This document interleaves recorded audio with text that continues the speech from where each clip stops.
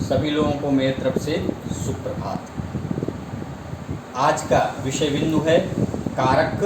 कारक में प्रथमा विभक्ति। प्रथमा विभक्ति का पहला सूत्र है प्रातिपदिकार्थ लिंग परिमाण वचन मात्रे प्रथमा।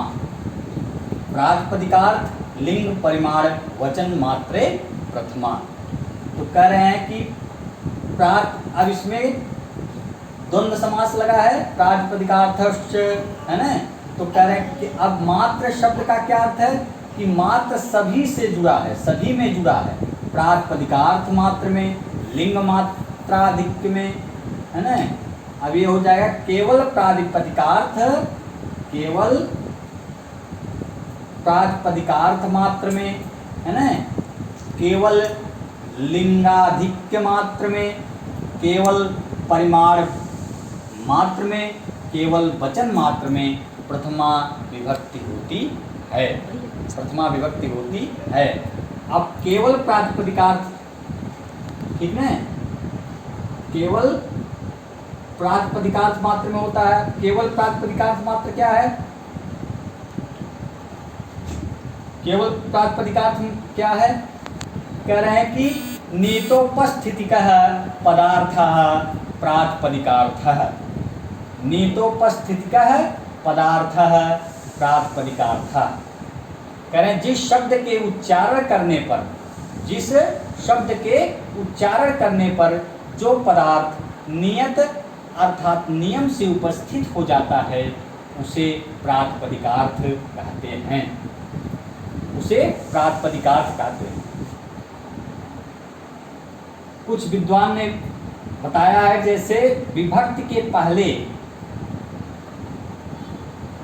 जो शब्द मूल रूप में रहता है ना, उसे प्रातिपदिक कहते हैं। विभक्ति के पहले मूल रूप में जो शब्द विद्यमान रहता है उसे प्रातिपदिक कहते हैं। और जब उसमें विभक्ति वगैरह लग जाता है, विभक्ति लग जाता है, तब उसे हम प्रातिपदिकार्थ कहते हैं। अर्थात अर्थवान वो हो जाता है, तभी वह अर्थवान होता है। वही शब्द जैसे हमने कहा बालक, बालक मूल शब्द है तो हमने उसमें सु लगा दिया, प्रथमा विभक्ति एकवचन डाल दिया तो बालका हो गया। तो कह रहे हैं बालका जो है वो प्रातिपदिकार्थ हो गया। तो वही कह रहे हैं जिस शब्द के उच्चारण करने पर जो पदार्थ नियत या नियम से उपस्थित हो जाता, नियम रूप से उपस्थित हो जाता है, अर्थात उसमें विभक्ति वगैरह लग जाता है, तो उसे प्रातिपदिकार्थ कहते हैं। अब केवल प्रातिपदिक का अर्थ प्रकट करने के लिए प्रथमा का प्रयोग होता है ना। केवल प्रातिपदिक का अर्थ प्रकट करने के लिए प्रथमा का प्रयोग होता है। इसके उदाहरण वे ही शब्द हो सकते हैं जो या तो अलिंग हो, क्या हो, अलिंग, अर्थात किसी लिंग का बोध नहीं कराते। अलिंग किसे कहते हैं? किसी लिंग का बोध जो नहीं कराए वही अलिंग है। और कह रहे हैं या तो नियत लिंग वाले होते हैं। कह रहे हैं इसके उदाहरण वे ही शब्द हो सकते हैं जो या तो अलिंग हो या तो फिर नियत लिंग हो। या तो अलिंग, अलिंग में क्या आएगा? उच्चई नीचई। अब इसमें लिंग पता चल रहा है कौन सा लिंग है? नहीं, उच्चई नीचई अव्यय है। तो कह रहे हैं कि अलिंग या तो हो, अर्थात किसी लिंग का बोध नहीं कराते हों, उच्चई नीचई ये प्रातिपदिकार्थ होंगे। और नहीं तो कह रहे हैं नियत लिंग जिसका निश्चित लिंग होता है, जैसे कृष्णा, श्री, ज्ञानम। अब कृष्णा इसका नियत, इसका लिंग क्या है? निश्चित है कि ये पुल्लिंग में है। और ये श्री इसका भी लिंग निश्चित है कि यह स्त्रीलिंग में है। और ज्ञानम इसका भी लिंग निश्चित है, ये नपुंसक लिंग में।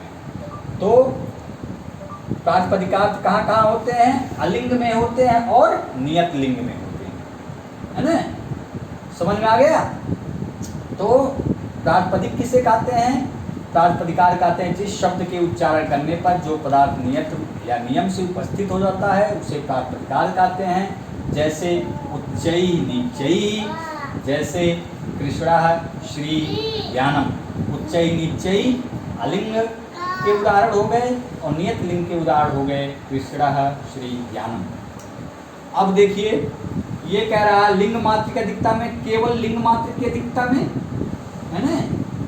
कह रहे हैं लिंग मात्राधिक्य में क्या होता है, अनियत लिंग में। कह रहे हैं कि लिंग मात्राधिक्य कहाँ होता है, जिन शब्दों के रूप एक से लिंग मात्राधिक्य, लिंग मात्र की अधिकता में। तो कह रहे हैं जिन शब्दों के रूप एक से अधिक लिंगों में होते हैं उन्हें अनियत लिंग कहते हैं, है ना।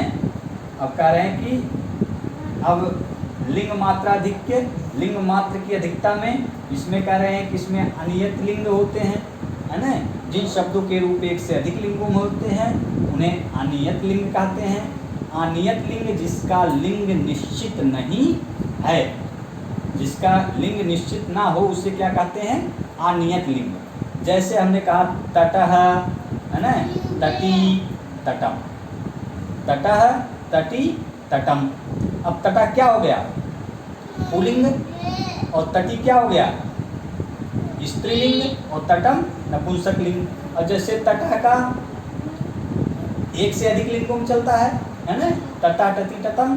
अब तटा में क्या चलेगा, पुल्लिंग में तटः तटौ तटाः, है ना। तटः पुल्लिंग में क्या चलेगा, तटः तटौ तटाः।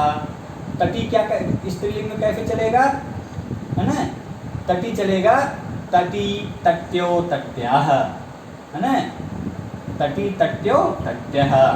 फिर तटम कैसे चलेगा, तटम तटे तटान, है ना। तो कह रहे हैं कि लिंग मात्राधिक्य का उदाहरण क्या है, जिस शब्दों के रूप एक से अधिक लिंगों में होते हैं उन्हें अनियत लिंग कहते हैं। उदाहरण के लिए कह दिया तटः तटी तटम, ठीक। तो परिमाण मात्र में, परिमाण मात्र में कह रहे हैं कि परिमाण मात्र, केवल परिमाण मात्र में, है ना, केवल परिमाण मात्र में कह दिए। जैसे प्रस्थो व्रीहि, द्रोणो व्रीहि।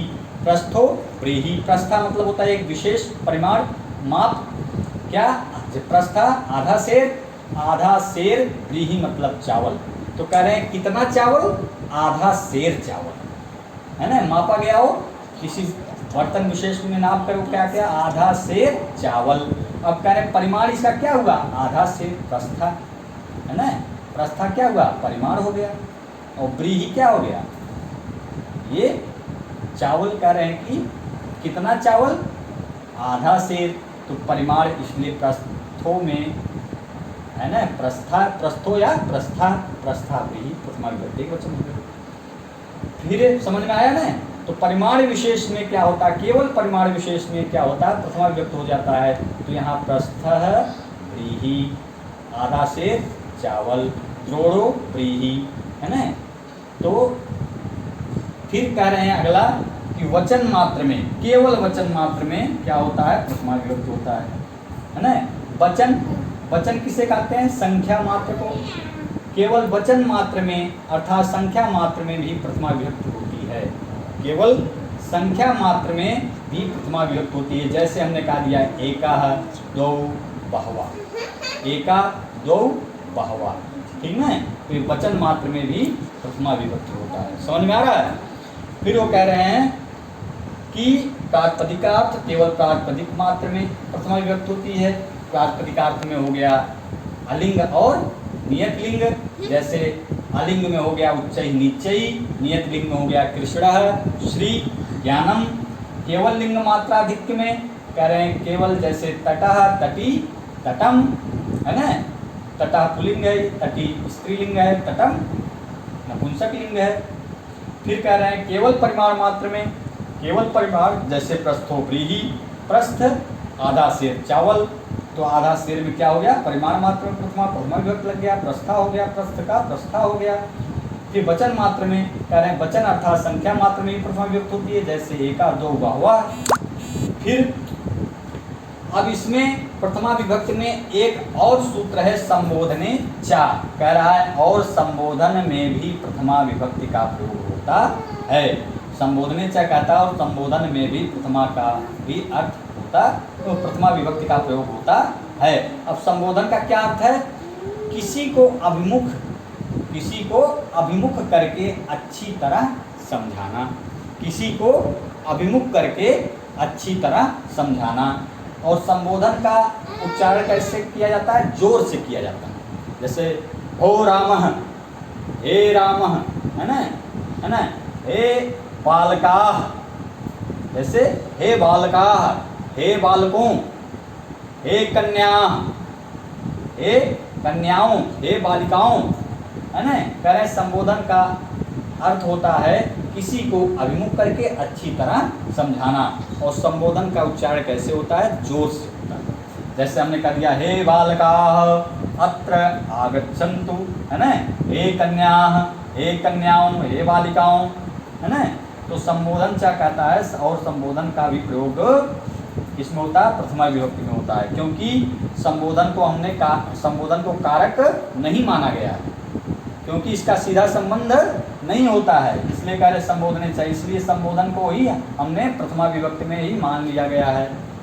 संबोधन को क्या प्रथमा विभक्ति में मान लिया गया है। जैसे हे रामः, हे बालकाः, हे कन्याः, ठीक ना। तो हम आशा करते हैं आप लोग सब समझ गए होंगे। इसको आप कॉपी पर लिखकर और पुनः बार बार याद करिएगा, जिससे याद हो जाए। कल हम आप लोग को इसके आगे पढ़ाएंगे द्वितीया विभक्ति के बारे में। बहुत बहुत धन्यवाद।